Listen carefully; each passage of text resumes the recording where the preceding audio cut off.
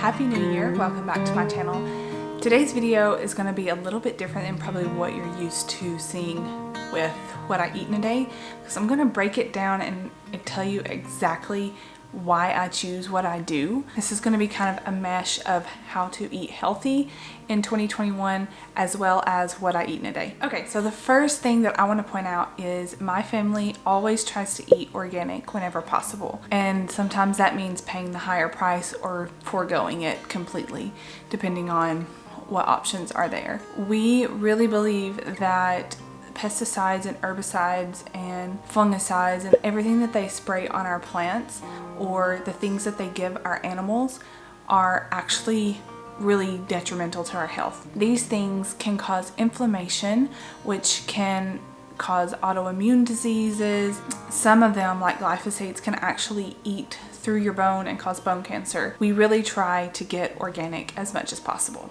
Now, number two, I have tried diets in the past. I hate dieting. I am not good at it. I do not stick to them. It does not matter what it is. If I tell myself I cannot have it, I'm gonna have it eventually. Like, that's how it always plays out. Instead of dieting, I have gone more into the intuitive eating. So just taking the basic principles of organic eating and trying to think about what my body needs or is craving, I kind of put those two together. For breakfast lately, I have been having a smoothie, and I have been adding bone broth, collagen, blueberries, peanut butter, and I try to get the natural peanut butter. It's not the best, but it is better than a lot of the other ones. And then I add some almond milk in. So the reason that I have been doing a smoothie, besides the fact that this smoothie tastes amazing, I call it my peanut butter and jelly smoothie because of the blueberries and the peanut butter. You have to try it. It is so good. But the benefits of bone broth protein, the collagen, and then the blueberries are going to help my body heal. Right now, I'm currently injured with a knee injury, either an MCL or a meniscus, or maybe even both, a strain of some sort. And I'm trying to give my body nutrients to send the help that it needs to heal. So bone broth and collagen are really great for your bones and for your joints. So they're gonna help that stuff to heal a lot better.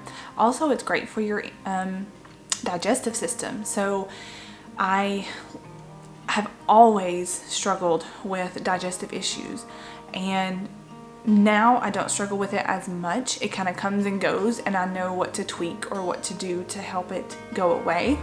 But growing up, I ate terrible. I hated vegetables. I drank a lot of processed dairy milk and ate a lot of frozen pizzas, processed foods, and my digestive system was awful. I had probably IBS at the time and was really heading in the directions of like Crohn's or something of that nature. And so thankfully I turned my diet and my life around when I did, and it's helped a lot. The blueberries in this help to promote stem cell production. So your stem cells are the thing that helps to recover when you have an injury. So the blueberries are going to be great for that. They're also a great antioxidant.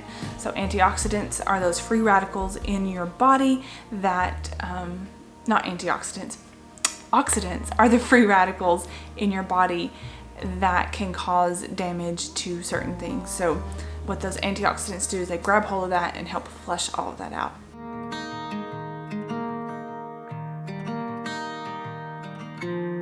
Now, I am a woman, so if you are a man watching this, I'm going to go a little bit more into detail about the woman's body. Sorry. Right before my cycle, I crave lots of carbs. So this day I wanted a sandwich with some sourdough pretzels, and I love salt. And a lot of people think that salt is the bad guy. Regular table salt, yes, you need to stay away from that as much as possible. Sea salt actually is really great for you, and you should be taking it every single day. This has a very good source of minerals in it, and it's gonna help keep you hydrated. It's not gonna bloat you or anything like that. Some people may need more than others. For me personally, I feel like I crave salt. So I feel like that's my body telling me that that's what I need. It's a great source of minerals, like I said. So I ended up having a sandwich with turkey deli meat. And again, this probably wasn't the best choice. We do try to do organic as much as possible, but our supermarket did not have the option of an organic turkey, deli turkey. So I went with the best that I could find, which was no antibiotics, no hormones, and raised humanely. So went with that. And I also have the mindset, I think this is number 4, of trying to add in nutrients instead of take away stuff. So to this sandwich, I wanted to add in some good fats, which is avocados. And this was actually a guacamole pack. It was organic, and I was able to put that on there, kind of like with mix it with my mayo. We used an organic Dijon mustard, which was a great add to the sandwich.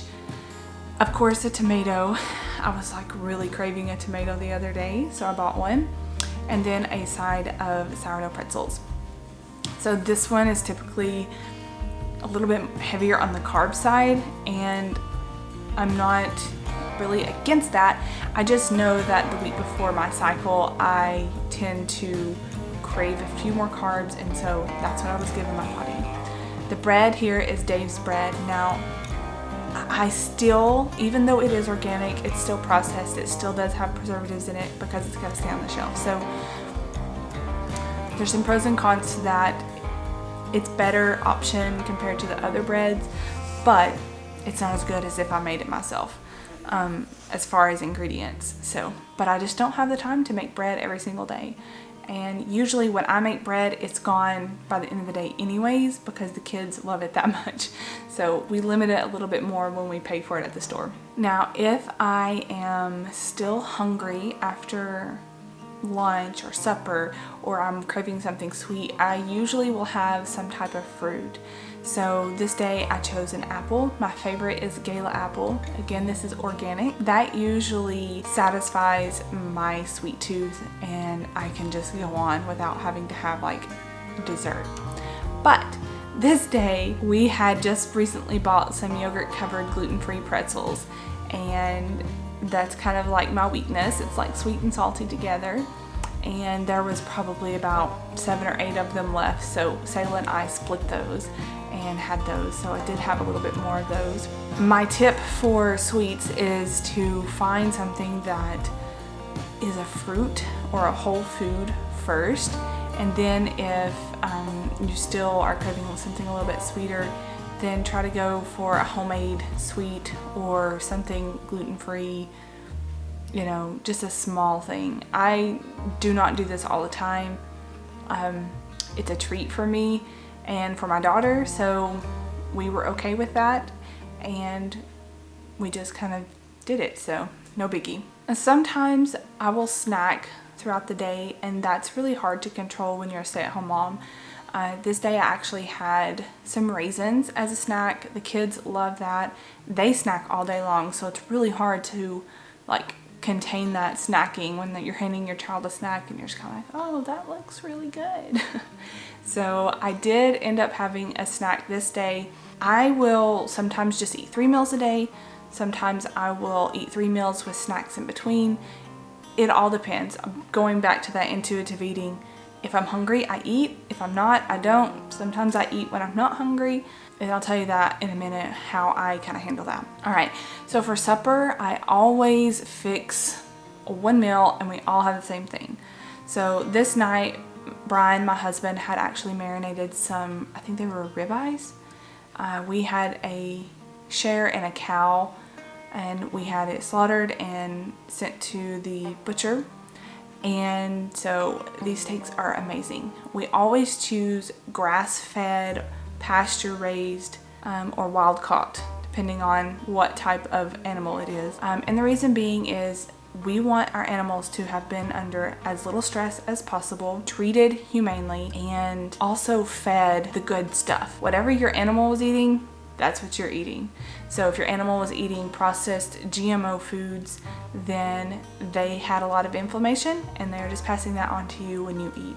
So I'm not vegan, I love meat, but I definitely don't support the huge commercial businesses that just cram as many animals in there as they possibly can and just are treating these animals terribly. Some of them can't even stand, they can't walk, they don't have any access to sunshine. I mean, it's just terrible how they treat them.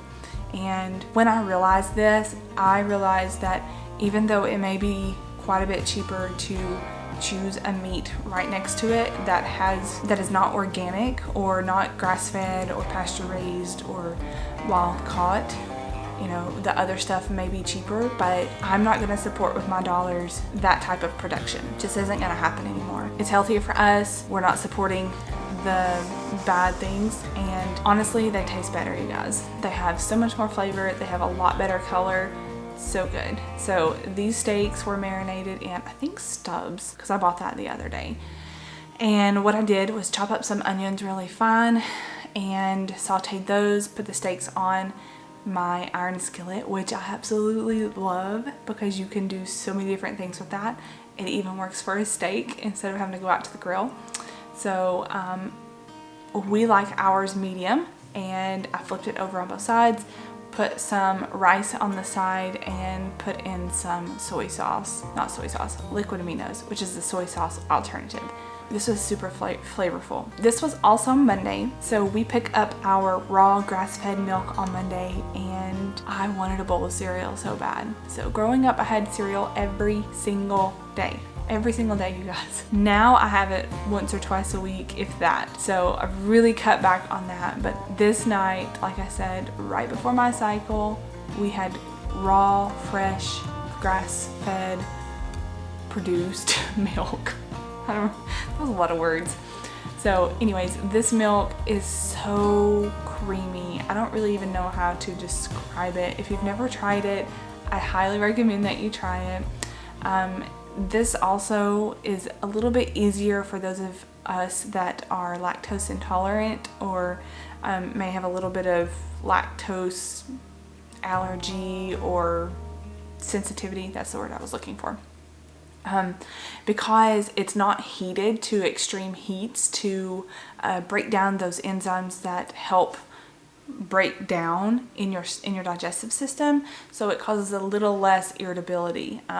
I think that a lot of people have become lactose intolerant or have the milk protein allergy just because of the processed milk out there that we drink all the time. And I know that growing up, I used to have a really bad allergy to milk and dairy in general. And now that I limit it to not as often, and I do raw cheese, raw dairy, raw milk, I don't have a sensitivity to it as much. I paired this with an organic cereal from Cascadian Farms, which is not the best. Even though it is organic, it's still processed, but it doesn't have any artificial dyes, artificial sweeteners. It does have some seed oils in there, which sometimes can be inflammatory to me personally. I think that it's pretty much inflammatory to everybody. It just depends on like how much you have and the buildup in your system. So anywho, that was something that I decided to have for dessert, and I'm gonna be honest, I think I had 2.5 bowls of cereal.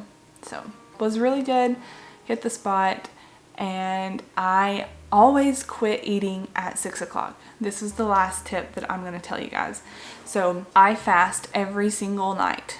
Most of us do, but some of us fast for longer. So I fast from 6 o'clock until usually about 7:30 or 8 o'clock. So you're looking at a 12 to 14 hour fast. There are tests you can take that talk about what fast works best for you. As a woman, I don't think that we are supposed to fast more than 16 hours without food. Sometimes that can be pretty hard on your hormonal system.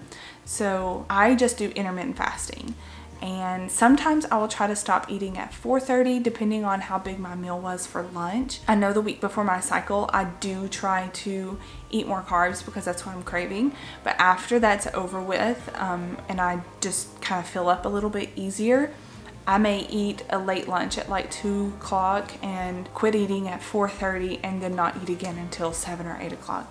So it just depends. I try to listen to my body. I don't overdo it. It also depends on my workouts. If I had an extremely high intensity workout, then I will tend to eat more calories throughout the day. If I didn't have an extremely hard workout that day, then I kind of lay off of that. I also try to drink a lot of water. We do purified water, and so it's gonna get any of the chlorine or the fluoride out of your water, so we're not drinking that. I try to drink around, I really don't know how much I drink because my kids will sometimes steal my water, even though I bought them brand new water bottles for Christmas. Yeah. So I will try to drink anywhere from 60 to 90 ounces of water a day. So my pink water jug I think is 32 ounces, so I try to get 2 of those down a day. Sometimes it happens, sometimes it doesn't. That's one of the things that I feel like I need to be more focused on. I can really tell when I do drink it, I feel a little bit more energized. I actually lose weight better and I feel hydrated. I hope that you guys enjoyed these tips. I would love to answer any of your questions in the comment section below. I don't know everything, but I am willing to research it if I need to, or I'll go to my husband because he seems to know so much more in that department than I do. He eats lots of crazy stuff, and hopefully I will be having a video out of him soon what he eats in a day. Also, I will be doing an update soon. I'm going to be changing this channel name, and I'll do a big reveal for it, kind of what we're focusing on, and it's going to be involving more of the family instead of just a woman's point of view. We're going to have my husband's point of view a little bit more. So I'm excited about the changes coming in 2021. I'm not going to like try to throw them at you and or even try to do them super fast myself. It's going to be a gradual change over 2021, and I'm really excited for that. So I wish you the best year ever. I know 2020 it was pretty challenging, but I do wish you guys the best year in 2021, and I hope that you can live a healthy, holistic lifestyle, take care of your body that God has given you, eat the stuff that He's given you, stay away from the processed foods, the GMOs, the things that man has kind of ruined. Live a happy, healthy, holistic life, and I'll see you guys in my next video. Bye.